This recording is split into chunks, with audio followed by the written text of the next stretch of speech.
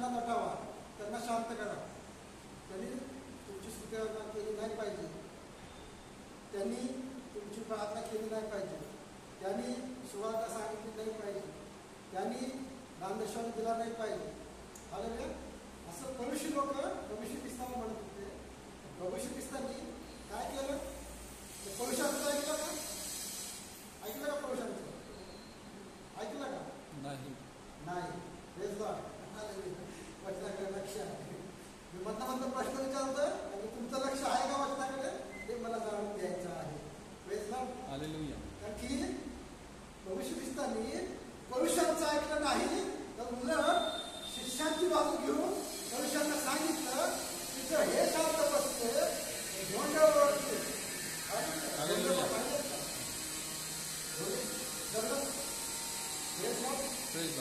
दगड ओळखणे म्हणजे काय?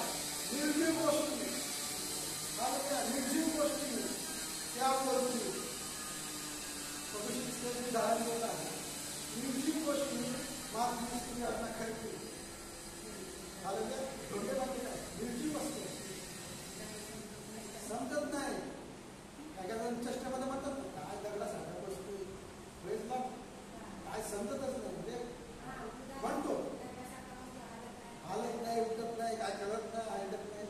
आपण म्हणजे लहान मुलं वगैरे म्हणतो, कारण ते निर्जीव असतं, त्यांना काही समजत नसतं, जीव नसतो.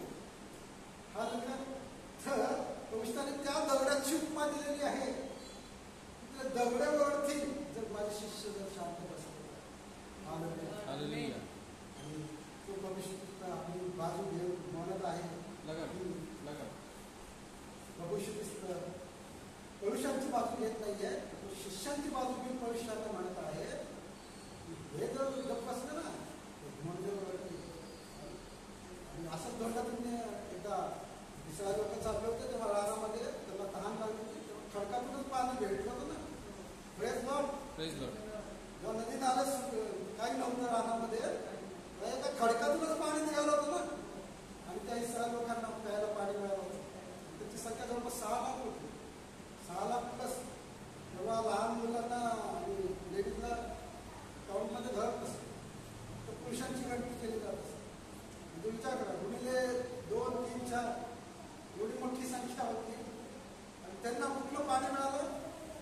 निर्जीव गोष्टीतूनच पाणी मिळालं ना. खडकातून पाणी मिळालं. जेव्हा नदी नाला सुकून जाते परमेश्वर खडकातून पाणी द्यावं परमेश्वर.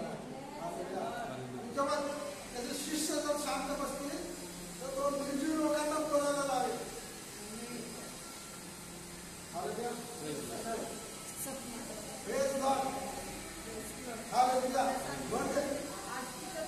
देवाची स्तुती निघाली ते बोलण्यासाठी बघा ते पण स्तुती करत आहे, मशीन पण स्तुती करत आहे. आणि ते वचन आपण निर्णयाचं पुस्तक 48वा भाववचन निर्मळ पुस्तक 48वा आणि त्याचे 10वं वचन. आज मला पण उत्तर द्यायची आहे, तुम्ही शांत बसू नका. परमेश्वराच्या कामामध्ये शांत बसू नका. जो परमेश्वराच्या कार्याची हायगाई करतो तो शापित हो. तो रक्तपातापासून आपली तलवार राखितो जो तो शापित हो. Praise Lord. निर्णय 48वा अध्याय 10व्या वचनात लिहिलेला आहे. पहिल्या भागात आपण पाहूया. जो परमेश्वराच्या कार्याची हायगाई करतो तो शापित आहे असं बायबल सांगतं. तुम्हाला शाप पाहिजे? कुणाला शाप पाहिजे सांग. मला नको. त्यामुळे जेव्हा जेव्हा सुट्टी असेल, संधी मिळेल तेव्हा मी पहिलं मेसेज टाकतो मला सुट्टी आली आज आणि जेव्हा काम असेल तेव्हा देखील कसं ऍडजस्टमेंट करून येता येईल, कसं काही बेड टाईम ऍडजस्ट करता येईल, कशी कामाची ऍडजस्ट करता येईल, मॅनेजरला विनंती करून कसं मॅनेज करता येईल, ते करून कसं चर्चा येता येईल, प्रार्थना येता येईल, त्याचा माझा प्रयत्न असतो. की देवाचं वचन आहे, जो परमेश्वराच्या कार्याची हायगाई करतो तो शापित आहे. आणि मला शापित व्हायचं नाही. तुमचा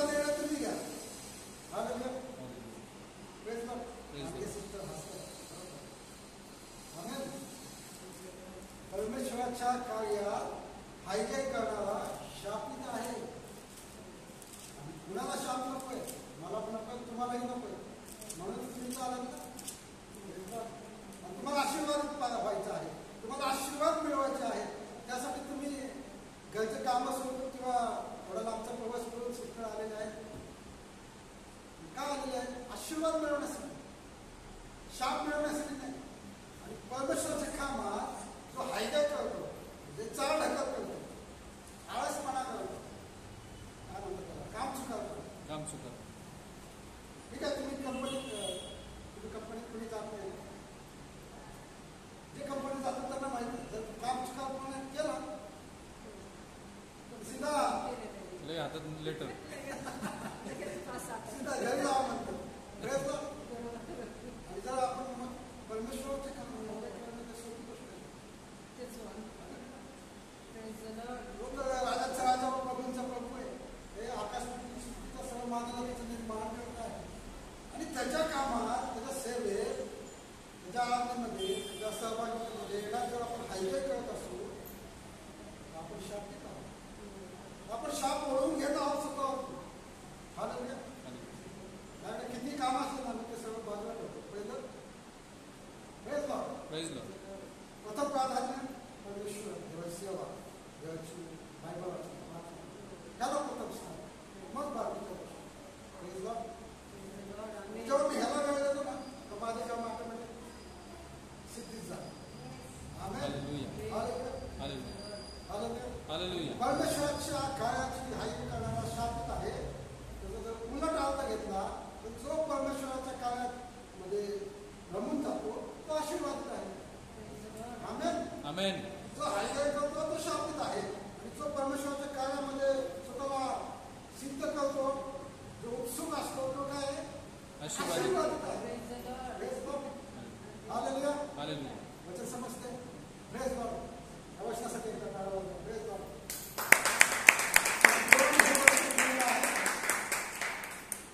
आणि आणखी एक वचन आपण एस्तेरचं पुस्तक 14 अध्याय आणि 14 वचन.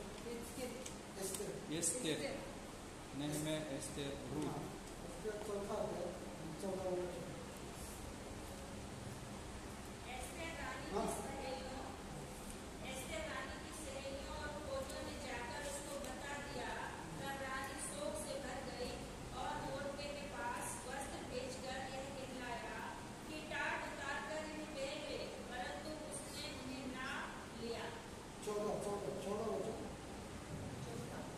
तू या प्रसंगी गप्प राहिलीस तरी दुसऱ्या कोठूनही यहूद्यांची सुटका व उद्धार होईलच.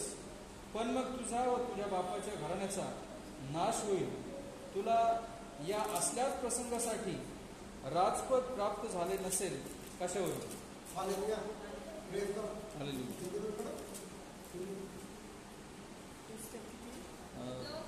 4:14. 4:14.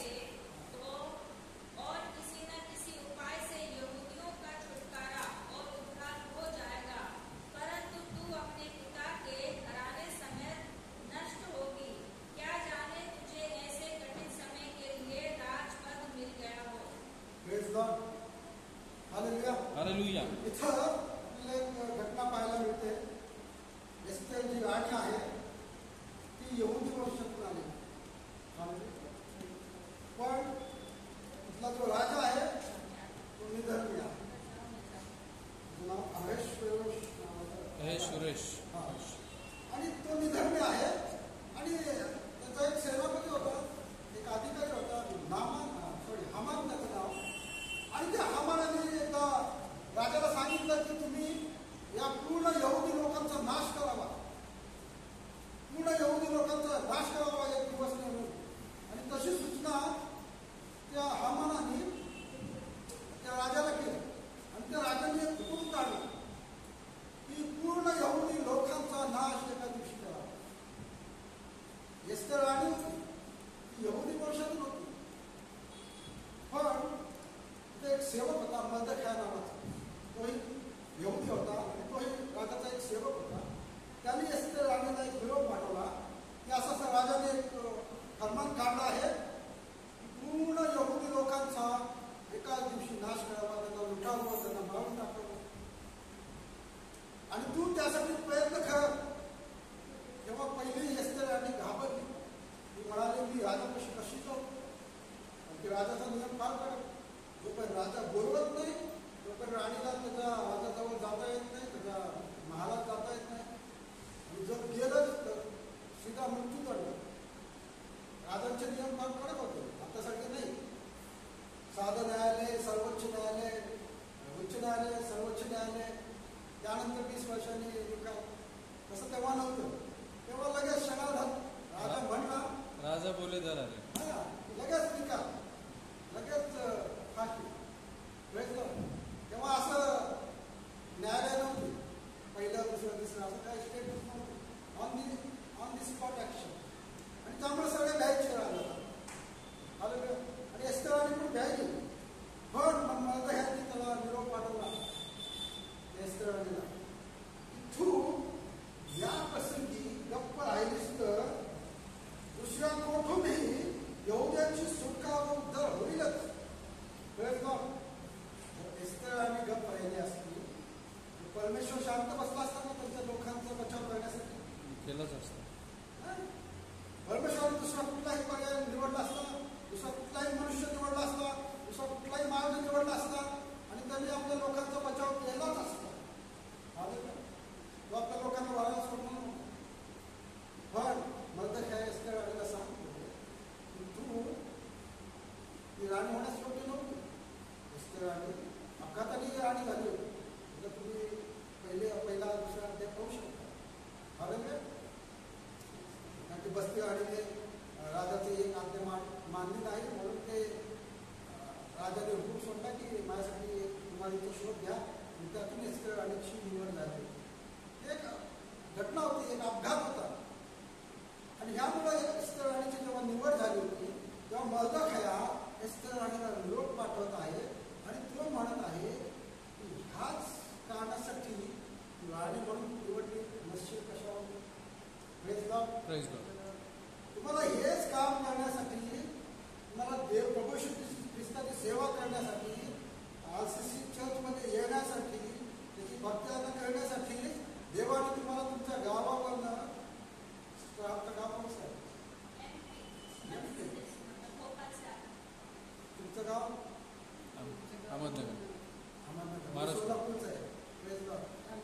तुम्ही सिस्टर मूळच्या चाकणच्या कोणी नाही तर आपण लांब लांबून देवाने आपल्याला इथं चाकणला का आणलं? Praise Lord. इथं आजूबाजूला गाव बसवलं. Praise Lord. Praise Lord. समजतंय का? काय एस्तेर राणीची निवड म्हणजे साधी सुधी निवड झाली नव्हती. एस्तेर राणी हजारो कुमारींमधून विजयची निवड झाली.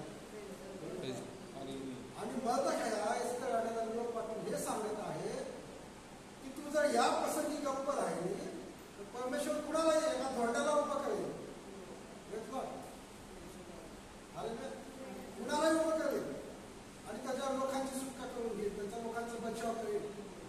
पण तुझं तुझ्या घराचं तुला ह्या कामासाठी तुला हजारो कुमारींमधून देवाने राणी म्हणून तुझं निवडलं नाही. कशावर? मी सोलापूरमध्ये आलो कारण मला साक्षी सांगायची होती, पण थोडा उशीर झाला, मला सांगितलं नाही. माझं बालपण सगळं सोलापूरमध्ये केलेलं आहे जवळपास 20 वर्षापूर्वी. नंतर मी इथं आलो आणि इथं कॉलेजला ॲडमिशन घेतलं. आणि मला माहीत नाही की देवाने मला इथं का आणलं. मला येशू ख्रिस्ताचं काहीच माहिती नाही. आणि निधर्मी कुटुंबातून आहे, माझी सर्व फॅमिली सर्व निधर्मी आहे.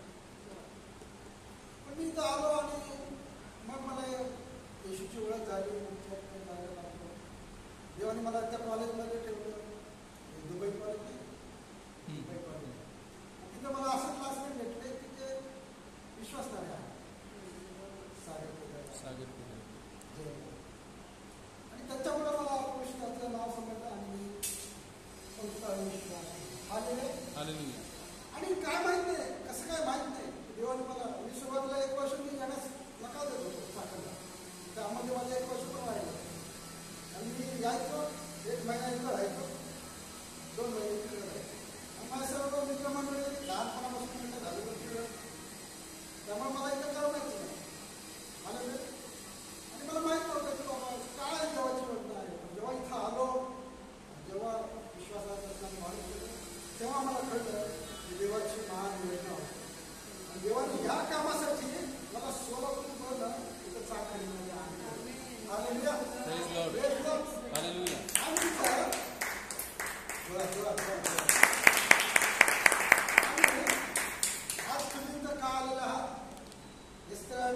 का होती महाराजमध्ये एक राजाची पत्नी म्हणून तुझी हजारो लोकांमधून निवड का झाली होती आणि ह्याची जाणीव मला काय नाही तिला कळून दिली.